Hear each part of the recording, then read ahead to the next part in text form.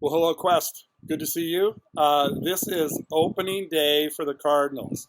Therefore, I'm in uniform, ready to roll. Now, I'm not going to the game, but the opening day here in St. Louis is a little bit of it's kind of a special day, right? If it's a day to celebrate as a city or as a county and city and really as a region, this is it, right?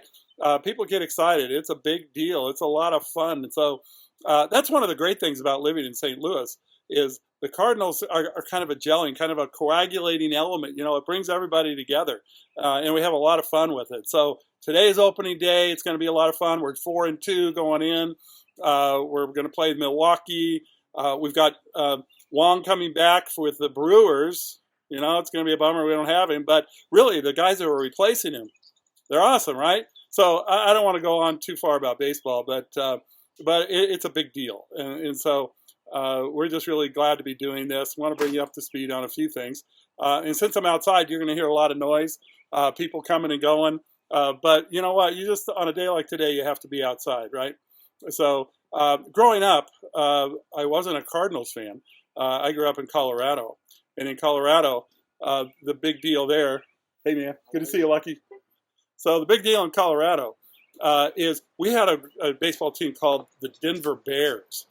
It was a minor league team, but really it was one of the best run minor league teams in all of history. It was really a great team.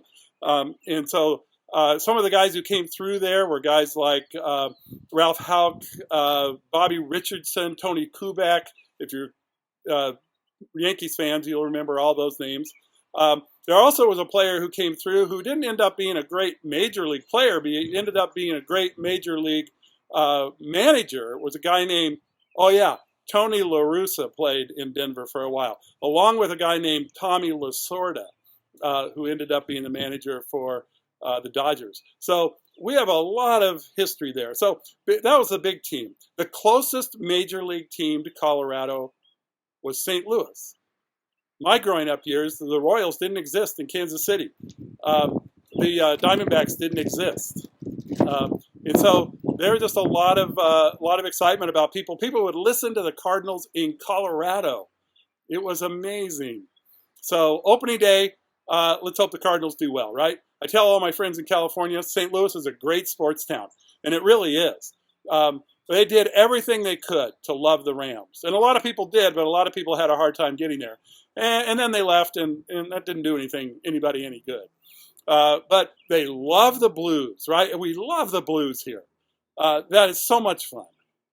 But they kind of worship the Cardinals. And not literally in a religious way, but it's a big deal here. So opening day is a lot of fun. Hey, I just want to remind you, coming up on the 24th, we have a workday coming up. We really could use some help. The amount of work we'll get done will be dependent on the amount of people who are able to join us. So I'd really encourage you, if you have the ability to do that on the morning, that's a Saturday morning, to come and join us. But also, I wanted to touch base on the fact that this new series we're starting with Ezra and Nehemiah. It's a historical books, and so you might think, well, why do we want to study historical books from the Old Testament? What do they have to offer us? And I would say this. Really, history is a critical thing for us to understand, because it's not just what happens below the line. Now, let me explain what I mean by that. Below the line, here's this line that separates us from eternity, us from the divine, us from understanding God's sovereignty, God's providence. Sometimes that's beyond our understanding, right? So sometimes that's really difficult.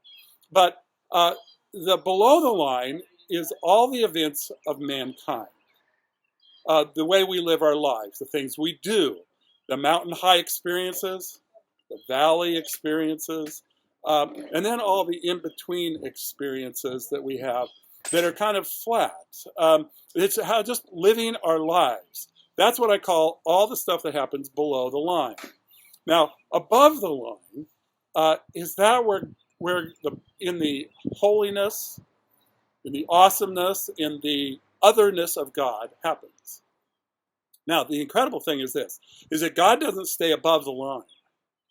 He comes below the line and engages human history. And he lives out his life around us, and he wants to live it out in us. And so when we study history, we not only study what happens below the line, but we understand what's going on above the line. All right? So as we enter into this series about Ezra and Nehemiah, I want us to really engage and think through what happens on a human level. What are the dynamics? What are the responsibilities? What are the impacts? Who? What? Where? When? Why? How? How does that all happen below the line? But I also think we need to be understanding what happens above the line. How does that happen in God's providence and sovereignty, in immenseness, his eternity, his omnipresence, his all-powerfulness? So how do these engage? How do they integrate? How does it work? I'm convinced that one of the reasons that we have the Old Testament is for us to understand in a very practical way how those things engage. And so this story of Ezra and Nehemiah is really a powerful one at a very unique time in the history of Israel. And it's the last recorded things in the Old Testament that we know about before the coming of Christ.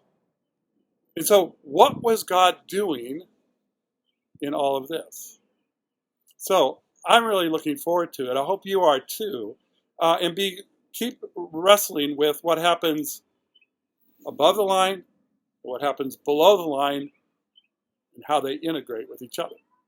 All right? All right. You guys, honestly, thank you so much for being the body of Christ. This church, the church means the ecclesia, it means the congregation, it means the assembly. A church is simply the gathering of Christ's people together. That's all of us together. No one above another, no one better than another. It's just all of us together being brothers and sisters in all of our inadequacy, in all of our brokenness, in all of our sinfulness, in all of our learning and growing together. We're simply going to be his people. And the world desperately needs us to love one another. So hopefully in this process of Ezra and Nehemiah, we'll see not only the rebuilding of the temple and rebuilding of the walls, but we'll see the rebuilding of the people, the congregation together. All right? All right. Love you guys. Can't wait to see you. Go Cardinals.